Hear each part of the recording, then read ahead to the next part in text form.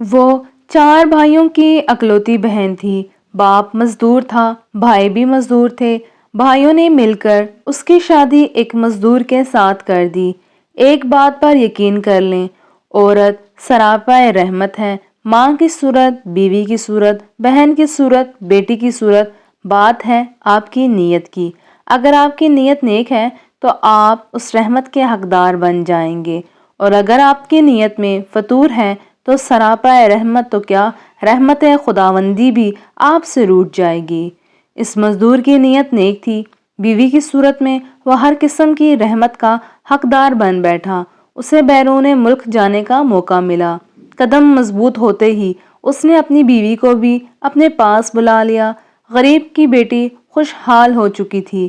اب اس کی زندگی کا ہر دن یوم عید تھا تو ہر رات شب برات تھی، مگر اس عالم میں بھی وہ اپنے ابو اور بھائیوں کو نہیں بھولی تھی۔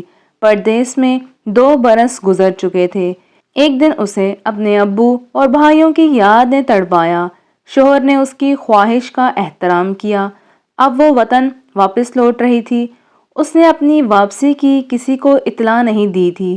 وہ اپنے گھر پہنچ کر اچانک سب کو خوش کر دینا چاہتی تھی، خوشی پانا چاہتی تھی۔ وطن پہنچ کر وہ سب سے پہلے اپنی امی کے پاس گئی۔ امی شہر خاموشاں میں ابدی نیند کے مزے لے رہی تھیں، مگر وہ جانتی تھی کہ اس کی آمد پر امی کو سکون ضرور ملا ہوگا۔ اب وہ اپنے گھر پہنچی۔ اسے اچانک اپنے سامنے دیکھ کر اس کے بھائی پریشان ہو گئے۔ ابو کہاں ہیں؟ اس نے سوال پوچھا۔ اس سوال کا جواب دینا تمام بھائیوں کے لیے مشکل ہو رہا تھا۔ پھر اسے ایک پڑوسن نے اپنے سوال کا جواب دیا اور سراغ بھی ملا۔ نالائق بیٹوں نے اپنے باپ کو گھر سے نکال دیا تھا، اور اب اس کا باپ ایک جھونپڑی میں اپنی زندگی کے دن پورے کر رہا تھا۔ وہ اپنے باپ کے پاس پہنچی۔ اس کا باپ مضبوط اعصاب کا مالک تھا، مگر اپنی بیٹی کی ایک بات سن کر وہ رو پڑا۔ چلیں ابو، اب آپ میرے ساتھ رہیں گے۔ روتے روتے اس نے اپنی بیٹی کا ہاتھ تھام لیا اور بولا، میں نے اپنی ساری زندگی کا مقابلہ کرتے گزار دی۔